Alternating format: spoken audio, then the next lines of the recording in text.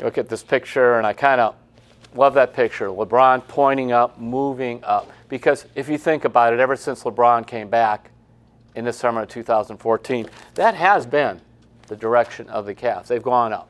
You've got 4 trips to the finals. You have 1 title. It's been a remarkable run. And now I don't know what LeBron's going to do about a new team. Of course, everybody knows what he's going to do. You know, the JV coach who was sitting next to an aunt who knew some guy who just fixed LeBron's cable TV has a very clear idea where he's going. I mean, getting all those stories. You're going to hear more. But here's what I do know.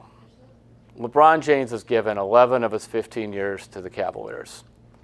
Since he's returned, frankly, he's done all the major things the right way, whether it's his community foundation and things, or carrying this team year after year to the NBA Finals.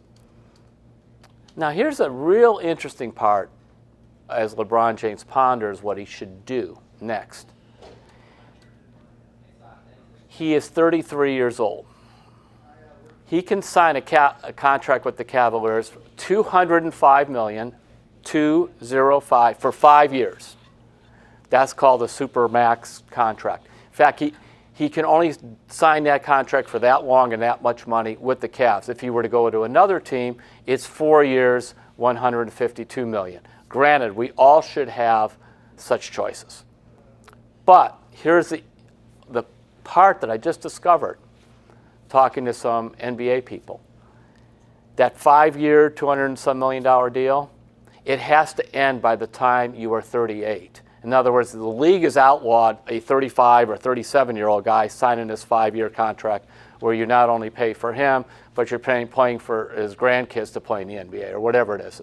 So this actually is the last time LeBron James has a chance to sign the super-duper 5-year max, would be this summer. The way LeBron set up those little short contracts he was doing ever since he came back here was partly designed to give him that option to look at this as he reached 33. I think partly his representation was thinking, suppose this game began to slip a little bit, this is a way to really, make sure you're covered. Of course, what happened, LeBron, at the age of start of the season at 32, ended at 33, had arguably perhaps his best year ever in the NBA. So nobody's slipping here. But this will be one of the things that they will discuss internally, LeBron, with his representatives, and those, that is Rich Paul, his agent, Mark Termini, his contract negotiator, and Maverick Carter, who handles a lot of his marketing thing, and is his cousin, is do we take the Supermax in Cleveland? This is our last chance to do it. Or do we go to another team?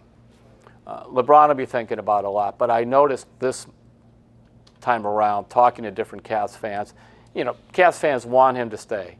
But what I've really appreciated, and I think it's going to continue, is that there's been a lot of gratefulness in the hearts of Cavs fans for not only how LeBron played since he came back, but just how he conducted himself. And so LeBron will be thinking about a lot of stuff. But, here's the interesting part of this story, too, along with the contract, is,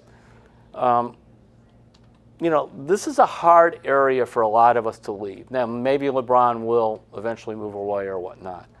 But let's face it, LeBron James is not coming back in the summer of 2014 if he was a kid that grew up in Brooklyn, New York, or Los Angeles, California, or Phoenix. He came back here because this is home. He kept the house here the whole time he played in Miami.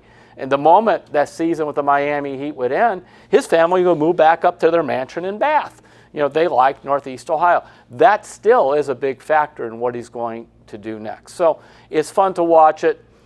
Friday comes, and this is when he'll probably opt out of his contract and decide what comes next. But there is the pull of the home court or the hometown, and there also is the Supermax contract, which this will be his last chance to sign it.